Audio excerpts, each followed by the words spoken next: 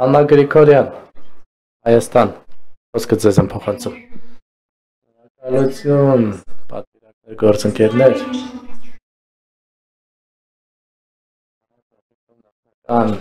Խաղացան համաձայնագրի նախասահմանման հարցը մենք իհարկե հավատացած ենք մի քանի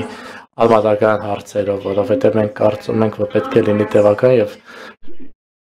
հարատև խաղաղություն եւ կայունություն տարածաշրջանում, հակառակ դեպքում կլինի ապկանք խաղաղության եւ ոչ թե իրական խաղաղություն, իսկ դրա համար իհարկե առանց նախապայմանների պետք է ազատ արձակվեն հայ բանտարկյալները եւ քաղաքացիական արանքում գտնվող կամ պահվող անձիկ 23 ռազմագերիներ հիմա գտնվում են Ադրբեջանում առանց օրինականության եւ պահվում են այնտեղ կտակների են ենթարկվում եւ այդ ամեն ինչը ոչ միայն խախտում է մարդասիրական միջազգային մարդասիրական իրավունքը, այլ նաեւ ցանկացած հեռանկար խաղաղության համար եւ հետեւաբար վերջերս Շարմ el-Շեյխում աշխարհը դիվանագիտությունը մոբիլիզացվել էր Գազայի շրջանակներում բանտարկյալներ պահվող անձանց ազատ արձակելու համար, բայց երբ որ նոր իրավական ակտերը միջազգային խախտվում են, աշխարհի արձագանքը ցավոք սրտի լուռ է, մարդու իրավունքներ չեն կարող ընտրական լինեն։ Ես հիմա նստած եմ Ուկրաինայի պատվիրակության կողքին, ես չէի էլ պատկերացնի, թե նրանք կընդունեին ցանկացած խաղաղության պայմանավորվածություն, որը կբացառեր իրենց հայրենակիցների վերադարձի հարցը, հետևաբար եւ նաեւ կրոնական ժառանգությունն է շատ կարեւոր Լեռնային Ղարաբաղում գործընկերս նշել է զամասին նույնպես եւ հետեւաբար ինչ ենք մենք տեսնում հիմա զարգված Արցախյան տարածքում մենք տեսնում ենք մշակութային ցեղասպանություն, մենք տեսնում ենք իրական փորձեր ջնջել ներկայության տարածաշրջանում հարգելի գործընկերներ 2023 թվականին ավելի քան 100,000 հայ Եվրոպայից հանվել են իրենց տներից Լեռնային Ղարաբաղից ամենամեծ ակտերից մեկն է վերջի պատմության ընթացքում եւ հետեւաբար եթե խաղաղությունը պետք է տեղի ունենա, ապա պետք է լինի հավաքական ապահով եւ արժանապատիվ վերադարձի իրավունք նույնպես այս մարդկանց համար այդ իրավունքը պետք է հարգվի վերադարձի իրավունքը ոչ թե քաղաքական սլոգան է, այլ հիմնարար սկզբինք է միջազգային իրավունքի այս իրավունքի մերժումը նշանակում է օրինականացնել կամ լեգիտիմացնել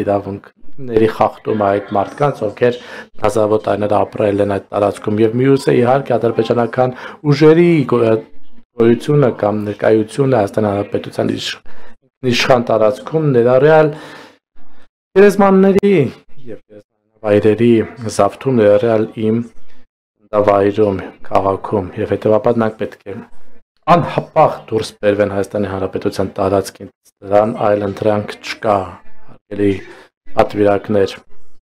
իրական անվտանգությունը չի կարող գոյություն ունենալ առանց արտարադատության եւ արդարության այսօր շատ գնահատականներ եւ գնահատումներ լսեցինք Վրաստանում ժողովրդավարության հետընթացի մասին բայց ցավոք սրտի շատ քիչ բան խոսվեց կամ ավելի ճշգրիտ ոչ մի խոսք չասվեց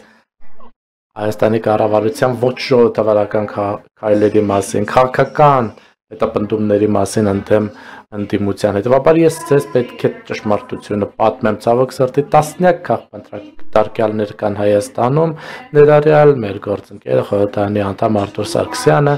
երկու եպիսկոպոս որը աննախադեպ է Հայաստանի Հանրապետության պատմության համար եւ իհարկե